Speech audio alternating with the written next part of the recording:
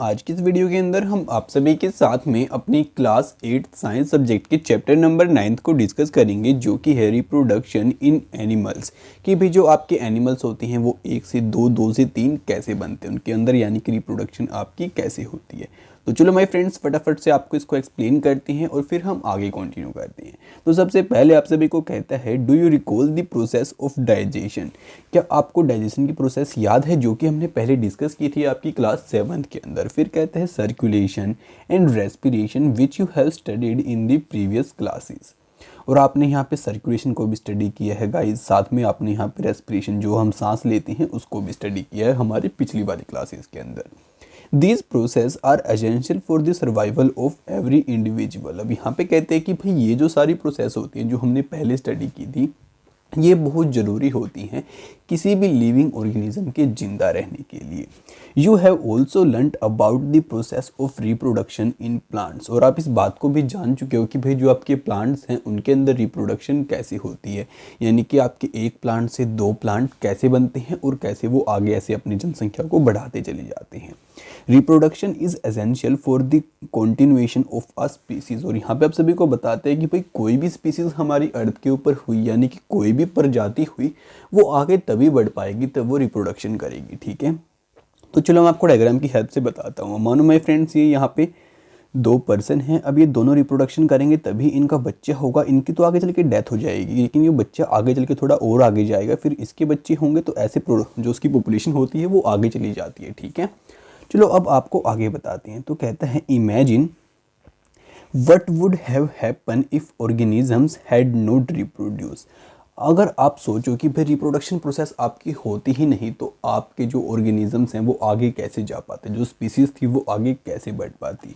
You will realise that reproduction is very important as it ensure the continuation of similar kind of individual. अब यहाँ पे आप सभी को कहते हैं कि भाई इसलिए जो आपकी रिप्रोडक्शन होती है बहुत ज़रूरी होती है, क्योंकि सिमिलर काइंड के जो आपके इंडिविजुअल्स होते हैं उनको आगे बढ़ने में हेल्प करती है, अगली जनरेशन्स तक वो बच्चे आगे जाके जा पाते हैं। फिर बताता है जनरेशन्स आफ्टर जनरेशन। ठीक है, फिर कहते हैं you have already learn in your previous classes about reproduction in plants. और आपकी जो पिछले वाली क्लासेस हैं वहाँ पे आप पहले ही जान चुके हो कि भाई जो आपके प्लांट्स है वो कैसे रिप्रोड्यूस करते हैं। In this chapter we shall learn how reproduction take place in animals. तो आज का जो हमारा चैप्टर रहने वाला है बेसिकली इसके अंदर हम एनिमल्स के बारे में स्टडी करेंगे कि जो आपके एनिमल्स होते हैं उनके अंदर रिप्रोडक्शन कैसे होती है। हम प्लांट्स के बारे में तो ऑलरेडी जान चुके हैं। ठीक है, अगर आपने नहीं जाना है तो भाई आप हमारे पिछले वाले जो क्लासेस की साइंस की आपको प्लेलिस्ट देखने को मिल जाएगी, वहाँ पे चैप्टर्स के स्पेसिफिक नाम होंगे, नाम से आप अपने चैप्टर को ढूंढो और वहाँ पे जाके उसको स्टडी कर लो, फिर इसको आके स्टडी कर लेना। ठीक है, बाकी चलो हम स्टार्ट करते हैं आज हमारे टॉपिक से, जो कि आप सभी को कहता है मोड्स ऑफ रिप्रोडक्शन, यानी कि कौन से तरीके रहते हैं आपके रिप्रोड्यूस करने के। ठीक है, फिर कहता है have you seen the young ones of different animals. क्या आपने अलग अलग जानवरों के बच्चों को देखा है। Try to name some of the young ones by completing. अब यहाँ पे कहते हैं कि भाई आप कुछ के बच्चों का नाम देने की यहाँ पे कोशिश करो इस टेबल को कंप्लीट करके। जैसे कि हम इंसान होते हैं, हम अपने बच्चे को कहते हैं बेबी। ठीक है, जो कैट होती है वो अपने बच्चे को क्या कहेगी आप यहाँ पे लिखो। जो डॉग है वो अपने बच्चे को क्या कहेगा यहाँ पे लिखो। बटरफ्लाई अपने बच्चे को क्या कहेगी यहाँ पे लिखो। अब जो आपकी मुर्गी होती है वो अपने बच्चे को कहती है चिकन। ऐसे जो आपकी काऊ होती है वो अपने बच्चे को क्या कहती है, और जो मेंढक होता है वो क्या कहता है। अभी आपकी कुछ यहाँ पे खाली है वो आपको खुद से फिल करनी है, तो ये गाइस आपका होम असाइनमेंट है, आपको इसको करना है। ठीक है, उसके बाद आगे कहते हैं you must have seen the young ones of the various animals being born. कि आपने बहुत सारे जानवरों के बच्चे देखे होंगे जो कि आपके अभी अभी पैदा हुए हैं। जैसे कि आपने कोई डॉग आपकी गली में रहता हो तो आपने देखा होगा कुछ टाइम के बाद उसके बच्चे होते हैं छोटे छोटे, आप उनके साथ में खेलते भी होंगे। ठीक है, फिर कहता है can you tell how chicks and caterpillars are born. क्या आप हमें बता सकते हो कि भाई जो आपके चिक्स होती हैं और जो आपकी कैटरपिलर्स होती हैं वो कैसे पैदा होती हैं। How are the kittens and the puppies born. और जो आपके पपीज़ होते हैं यानी कि आपके डॉगी के बच्चे होते हैं और किटन्स होती हैं वो कैसे पैदा होती हैं। Do you think of these young ones look the same before they were born as they do now. और यहाँ पे कहते हैं कि भाई कुछ टाइम के बाद वो आपको जैसे दिखाई देंगे, क्या वो सारे ऐसे ही आपको दिखाई देते हैं आगे तक, यानी कि भाई कुछ टाइम के बाद वो आपको पता है बड़े हो जाते हैं, फिर थोड़े और बड़े हो जाते हैं, मतलब कि वो थोड़े स्ट्रॉन्ग भी हो जाती हैं, तो चेंजेस उनके अंदर यार यहाँ पे होती रहती हैं। फिर कहते हैं लेट अस फाइंड आउट, तो चलो इसको यहाँ पे पता लगाते हैं। फिर यहाँ पे आप सभी को टेबल के बारे में अगेन से रेफर करता है तो आप उसको देख सकते हो। फिर कहते हैं just as in plants there are two modes of by which animal reproduce, कि भाई जैसे आपके प्लांट्स के अंदर होती हैं ऐसे ही यहाँ पे भी आपके दो तरीके हैं जिस तरीके से यहाँ पे जो आपके एनिमल्स रिप्रोड्यूस करती हैं। These are sexual reproduction and asexual reproduction. ये आपके टू टाइप के होते हैं, एक तो होता है गाइज आपका सेक्सुअल और दूसरा है आपका एसेक्सुअल। ठीक है, अब आप कहोगे सर ये क्या चीज़ें हैं, तो चलो आपको यहाँ पे आगे चल के एक्सप्लेन करते हैं। सबसे पहले सेक्सुअल रिप्रोडक्शन को हमारे इस वाले टॉपिक के अंदर। तो यहाँ पे कहते हैं try to recall reproduction in plants, तो आप याद करने की कोशिश करो कि भाई जो आपके प्लांट्स हैं उनके अंदर रिप्रोडक्शन कैसी होती है, जो कि हमने 7th क्लास में भी स्टडी किया था। फिर कहता है you will remember that plants that reproduce sexually have male and female reproductive part. तो आपको याद आएगा कि भाई जो आपके प्लांट रिप्रोड्यूस होते थे सेक्सुअली, उनके अंदर आपका एक तो मेल पार्ट होता था और एक फीमेल पार्ट होता था। ठीक है, उसके बाद कहते हैं can you name these part, क्या आप उन पार्ट्स के नेम को यहाँ पे बता सकते हो हमें जो कि आपके प्लांट्स के पार्ट थे। तो आपको अगर याद है तो आप कमेंट करके गाइज फटाफट से बताइए। ठीक है, फिर कहते हैं in animals also male and females have different reproductive part और दी ऑर्गन्स। और यहाँ पे कहते हैं कि जैसे आपके प्लांट्स के अंदर था ऐसे ही जो एनिमल्स होते हैं उनके अंदर भी गाइज आपकी मेल भी होती है और फीमेल भी होता है, मेल और आपकी फीमेल भी होती है। ठीक है, और जो फीमेल होती है उसके जो रिप्रोडक्टिव पार्ट होते हैं वो अलग रहते हैं और जो मेल होता है उसके रिप्रोडक्टिव पार्ट यहाँ पे अलग रहते हैं। ठीक है, अब मेल फीमेल से मे भी सभी बच्चे समझ चुके होंगे यहाँ पे मेल हम किसको मानते हैं और फीमेल किसको मानते हैं। ठीक है, बाकी चलो माय फ्रेंड्स अब आपको आगे बताते हैं। तो आगे आप सभी को कहता है Like plant, the reproductive part in animals also produce gametes that fuse to form a zygote। और यहाँ पे कहते हैं कि भाई जैसे आपके प्लांट्स के अंदर वो गैमेट्स बनाते थे ऐसे ही जो आपके एनिमल्स होते हैं इनके अंदर भी जो आपकी रिप्रोडक्टिव पार्ट होती हैं, जो फीमेल होती है उसका रिप्रोडक्टिव पार्ट होता है, जो मेल होता है उसका रिप्रोडक्टिव पार्ट अलग रहता है। अब इन दोनों के जो रिप्रोडक्टिव पार्ट्स होते हैं वो क्या बनाते हैं, वो गैमेट बनाते हैं आपका। ठीक है, फिर बताते हैं जो गैमेट होता है वो आगे चल के आपका फ्यूज़ करता है और फ्यूज़ करने के बाद गाइज हमें क्या मिलता है, जाइगोट। ठीक है, अब आप इस बात को यहाँ पे याद रखना।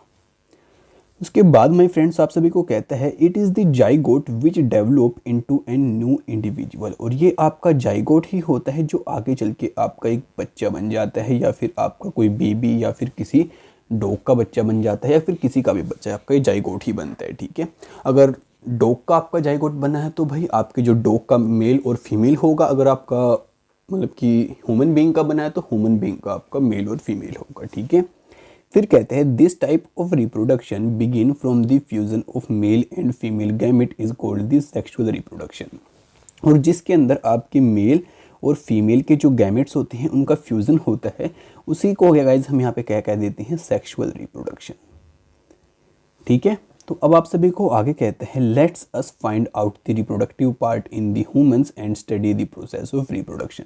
तो चलो यार हम ह्यूमन से स्टार्ट करते हैं, यानी कि जो हम इंसान हैं हम इनसे स्टार्ट करते हैं और देखते हैं कि भाई हमारे कौन से रिप्रोडक्टिव पार्ट्स होते हैं और उनको स्टडी करते हैं और रिप्रोडक्शन को भी यहाँ पे समझते हैं। ठीक है, तो अब यहाँ पे सबसे पहले आपको बता रहा है मेल रिप्रोडक्टिव पार्ट, यानी कि मेल रिप्रोडक्टिव जो आपका ऑर्गन रहता है उसके बारे में। तो यहाँ पे कहते हैं the male reproductive organ include a pair of testis, कि भाई जो आपका मेल का रिप्रोडक्टिव पार्ट होता है उसके अंदर एक तो आपकी टेस्टीज इंक्लूड यहाँ पे रहती हैं। ठीक है, अब यहाँ पे कहते हैं कि भाई जो आपकी टेस्टीज रहती हैं वो सिंगुलर टेस्टीज, मतलब कि आपको आगे चल के बताऊंगा इस बारे में। फिर कहते हैं 2 sperm ducts and a penis, और वहाँ पे आपकी 2 स्पर्म डक्ट्स रहती हैं, साथ में गाइज एक पेनिस रहता है। इसकी आपको जो फिगर है वो भी दिखाएंगे हम 9.1। ठीक है, फिर कहते हैं the testis produce the male gametes cold sperm. अब यहाँ पे कहते हैं कि जो आपकी टेस्टिस होती हैं वो क्या करती हैं, मेल गैमेट प्रोड्यूस करती हैं, जिसको गाइज हम क्या कहते हैं, स्पर्म बोलते हैं।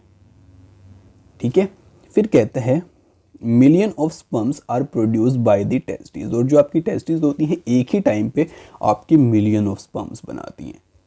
तो आप इस बात को यहाँ पे समझो। फिर कहता है look at figure 9.2 which shows the picture of a sperm. Though sperms are very small in size, each has a head, a middle piece and a tail. और यहाँ पे कहते हैं कि जो आपके स्पर्म होते हैं वैसे बहुत छोटे छोटे साइज़ के होते हैं क्योंकि वो एक ही टाइम पे मिलियन आते हैं। और यहाँ पे बताता है कि जो आपका स्पर्म होता है उसका एक हेड होता है, फिर ऐसे आपका उसका एक बीच का पार्ट होता है, फिर पीछे उसकी टेल होती है, यानी कि उसकी आपकी जो जैसे मतलब कि पूँछ होती है पीछे, ठीक है। फिर यहाँ पे आगे कहते हैं दो sperm are very small in size, each has a head, middle piece and a tail, does it appear to be a single cell. और यहाँ पे कहते हैं कि क्या आपको एक सिंगल सेल की तरह दिखाई देता है यहाँ पे। Indeed, each sperm is a single cell with all the usual cell component। अब यहाँ पे कहते हैं कि भाई आपका हर एक स्पर्म एक सिंगल सेल होता है और उसके अंदर सारे वो कंपोनेंट होते हैं जो कि आपके सिंगल सेल के अंदर होने चाहिए, ठीक है। अब देखो माय फ्रेंड्स, ये है आपका वो रिप्रोडक्टिव पार्ट जिसके बारे में हमने अभी अभी पीछे बात की थी। बाकी इसके बाद हमारे पास 9.2 फिगर भी आएगी, लेकिन ये है आपका मेल रिप्रोडक्टिव ऑर्गन जो कि आपका किसके अंदर होता है, हम ह्यूमन बीइंग के अंदर होता है, और मेल रिप्रोडक्टिव पार्ट है आपका, ठीक है, फीमेल नहीं है। उसके बाद यहाँ पे कहते हैं देखो गाइज, ये होती हैं आपकी टेस्टिस, ये वाली। अब ये क्या प्रोड्यूस करती हैं, आपका मेल गैमेट, ठीक है। और मेल गैमेट आपका क्या होता है, मैंने आपको बताया है, मेल गैमेट होता है आपका स्पर्म। और यहाँ पे एक टाइम पे आपके मिलियन ऑफ स्पर्म निकलते हैं, ठीक है। अब स्पर्म की पिक्चर भी मैं आपको आगे चल के शो करूँगा। तो यहाँ पे बेसिकली कहते हैं indeed each sperm is a single cell all usual cell components. अब यहाँ पे क्या होता है कि ये आपके स्पर्म को प्रोड्यूस करते हैं, फिर वो आपका यहाँ से ऐसे जाता है, ठीक है। उसके अंदर जो भी आपका स्पर्म निकलता है उसके अंदर सारे वो कंपोनेंट होते हैं जो कि एक सिंगल सेल के अंदर यहाँ पे होने चाहिए। बाकी गाइज ये देखो, ये है आपकी पिक्चर स्पर्म की जो कि आपका इजैकुलेट होता है यहाँ से, ठीक है। अब स्पर्म कुछ आपका ऐसा होता है, देखो यहाँ पे इसका एक हेड रहता है, साथ में मिडिल पीस रहता है, और ये इसकी रहती है पूंछ जिसको हम टेल बोलते हैं, ठीक है। अब यहाँ पे कहते हैं what purpose does the tail in a sperm serve. अब यहाँ पे जो इसकी पूंछ रहती है स्पर्म के अंदर, इसका क्या काम रहता है, ठीक है। आपके माइंड में क्वेश्चन जरूर आया होगा, तो इसका भी हम आंसर देंगे आपको आगे चल के आपकी आने वाली क्लासेस के अंदर। लेकिन अभी हम स्टडी करते हैं फीमेल रिप्रोडक्टिव ऑर्गन को, ठीक है। और हाँ माय फ्रेंड्स, मे भी आपके माइंड में क्वेश्चन जरूर आया होगा कि भाई जो आपका स्पर्म निकलता है तो कोई भाई एक टाइम पे, ये मैंने पहले बता दिया, यहाँ से एक स्पर्म नहीं निकलता, यहाँ पे आपका एक लिक्विड टाइप सा रहता है। उस लिक्विड टाइप के अंदर अगर आप माइक्रोस्कोप के अंदर जाके देखोगे तो आपको मिलियंस ऑफ स्पर्म दिखाई देंगे, ठीक है। अब मे भी आपको क्लियर हो चुका होगा, कोई डाउट मत रखना अपने अंदर। उसके बाद यहाँ पे बताता है the female reproductive organs are a pair of ovaries. अब आपका जो फीमेल रिप्रोडक्टिव ऑर्गन रहता है उसके अंदर आपके मतलब कि दो ओवेरीज रहती हैं, ठीक है, उनका पेयर रहता है। फिर बताता है एक ओविडक्ट होता है जिसको हम फेलोपियन ट्यूब भी बोलते हैं, एंड अ यूटीरस, और फिर यूटीरस रहता है। The ovary produce female gamete called ova. और यहाँ पे कहते हैं कि भाई जो आपकी ओवेरी होती है वो फीमेल गैमेट प्रोड्यूस करती है जिसको हम ओवा बोलते हैं, या फिर हम एग्स भी बोल सकते हैं, ठीक है। अब इसकी जो पिक्चर है माय फ्रेंड्स वो आपको यहाँ पे शो कर रखी है। अब देखो माय फ्रेंड्स, ये है आपकी ओवेरी, ठीक है, ये है आपकी ओविडक्ट, इसको हम फेलोपियन ट्यूब भी बोलते हैं। दोनों साइड ऐसा आपका सेम ही रहते हैं। उसके बाद माय फ्रेंड्स ये होता है आपका यूटीरस, ठीक है। अब बताता है in human being a single, और जो आपकी ओवेरी होती है ये क्या प्रोड्यूस करती है, ओवा प्रोड्यूस करती है जिसको हम एग भी बोलते हैं, ठीक है। अब यहाँ पे बताता है इन ह्यूमन बीइंग्स, यानी कि हम इंसानों के अंदर a single matured egg is release into the oviduct. यहाँ पे क्या होता है कि आपका एक एग मैच्योर हो जाता है तो उसको हम ओविडक्ट के अंदर भेज देते हैं by one of the ovaries every month, और ये आपका हर मंथ भेजा जाता है, ठीक है। Uterus is a part where development of baby take place. और यहाँ पे जो गाइस आपका यूटीरस का पार्ट रहता है ना, यहीं पे जो बेबी होता है, आपको पता होगा कि भाई जब कोई लेडीज माँ बनती है तो जो उसका बेबी होता है वो यहीं पे रहता है, ठीक है। अब मे भी आपको ये बात और भी क्लियर हुई होगी। फिर कहते हैं like this sperm and egg is also a single cell. और यहाँ पे कहते हैं कि जैसे आपका जो स्पर्म था, मेल गैमेट था, वो एक सिंगल सेल है, ऐसे ही जो आपका ओवा है या फिर एग है वो भी एक सिंगल सेल है, ठीक है। तो बाकी माय फ्रेंड्स चलो अब आपको आगे बताते हैं। अब ये देखो यार गाइज, ये आपको पिक्चर शो कर रखी है ह्यूमन ओवम की, कि भाई ऐसा कुछ आपका जो एग होता है वो निकलता है, ठीक है। अब यहाँ पे जो बोझो होता है उसको याद आती है that the size of egg in animal varies, कि भाई जो एनिमल्स होते हैं उनके अंदर जो आपके एग का साइज रहता है वो वेरी करता है, यानी कि अलग अलग रहता है, ठीक है। तो कहते हैं the egg may be very small as in humans much large in the hands. अब यहाँ पे कहते हैं कि भाई जो एग होता है इंसानों के अंदर, ह्यूमंस के अंदर, वो बहुत छोटा रहता है, जबकि जो आपकी मुर्गे वगैरह होती हैं उनके अंदर थोड़ा बड़ा रहता है। फिर कहता है ostrich egg is the largest, और सबसे बड़ा एग किसका होता है? ऑस्ट्रिच का होता है। ठीक है, तो बाकी चलो माय फ्रेंड्स, अब बताते हैं आपको फर्टिलाइजेशन के बारे में, यानी कि जब आपके मेल गैमेट और फीमेल गैमेट फ्यूज करते हैं तब क्या होता है। तो अब यहाँ पे फर्टिलाइजेशन के अंदर आप सभी को कहते हैं the first step is the in the process of reproduction is the fusion of sperm and the ovum. अब आपकी जो यहाँ पे गाइस रिप्रोडक्शन की प्रोसेस रहती है, अब रिप्रोडक्शन आपको पता ही है क्या, जो आपकी रिप्रोडक्शन की प्रोसेस इसका जो सबसे पहला स्टेप रहता है वो क्या स्टेप रहता है कि जो आपके स्पर्म होते हैं मेल गैमेट के और जो आपके फीमेल गैमेट का ओवम होता है, इनका क्या होना चाहिए यहाँ पे? फ्यूजन, यानी कि ये दोनों एक दूसरे से मिलने चाहिए। उसके बाद कहता है when sperm come in contact with an egg, और तब आपके जो गाइस स्पर्म होते हैं एग के साथ में कॉन्टैक्ट में आते हैं तब क्या होता है। सब अगर वो आप देखो आपका स्पर्म और ओवम अगर मिलेगा तो वो दोनों मतलब कि कॉन्टैक्ट में आएंगे आपके एग के साथ में, तो अब उसके बाद क्या होगा? वन ऑफ दिस स्पर्म में फ्यूज विद द एग, तो आपका उनमें से कोई, जो आपने मिलियन ऑफ स्पर्म मतलब कि रिलीज होते हैं एक टाइम पे, ये बात जान चुके हो आप सभी लोग। ठीक है, तो मिलियंस में से कोई एक ही स्पर्म होगा जो कि एग के अंदर सबसे पहले एंटर करेगा। तो यहाँ पे बताता है such fusion of the egg and the sperm is called the fertilisation. तो जो वो आपका फ्यूजन होता है, यानी जो स्पर्म आपका एंटर करता है एग के अंदर, तो उसी को गाइज हम यहाँ पे क्या बोल देते हैं? फर्टिलाइजेशन। ठीक है, फिर कहते हैं during fertilisation the nuclei of the sperm and the egg fuse to form a single nucleus. और फिर यहाँ पे बताते हैं कि वही फर्टिलाइजेशन के बाद क्या होता है कि जो आपके स्पर्म का न्यूक्लियस होता है वो एग के साथ में फ्यूज करके आपका एक सिंगल न्यूक्लियस यहाँ पे बना देता है। अब न्यूक्लियस के बारे में हम पिछले वाले चैप्टर के अंदर स्टडी कर चुके हैं, तो आपको पता ही होना चाहिए। फिर कहते हैं this result in the formation of a fertilised egg और जाइगोट, और फिर गाइज वहाँ पे आपका क्या बन जाता है? एक फर्टिलाइज्ड एग बन जाता है वो, या फिर उसको हम जाइगोट भी बोल देते हैं।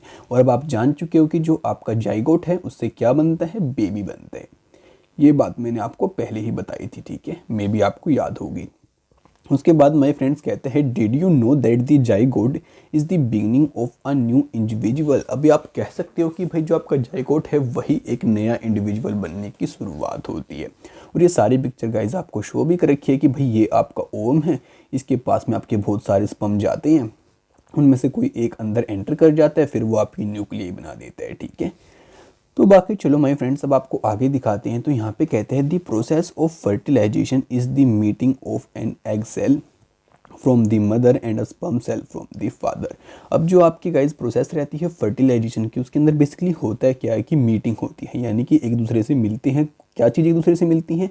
कि भाई जो आपकी मदर है उसकी साइड से तो आता है एग, और जो आपका फादर है उसकी साइड से क्या आता है गाइज? आपका स्पर्म। और ये दोनों क्या कर जाते हैं? फ्यूज़ कर जाते हैं, और फ्यूज़ करने के बाद आपका जाइगोट बन जाता है। So the new individual inherit some characteristics from the mother and some from the father. और इसलिए हम कहते भी हैं, आप सभी ने सुना होगा कि भाई इस बच्चे के अंदर ये खूबी तो इसकी मम्मी की आई है, ये इसके पापा की आई है। इसलिए होता है कि मानो देखो अब ये फादर है, ये मदर है। ठीक है, अब मतलब कि इन दोनों के गैमेट्स फ्यूज़ हो गई।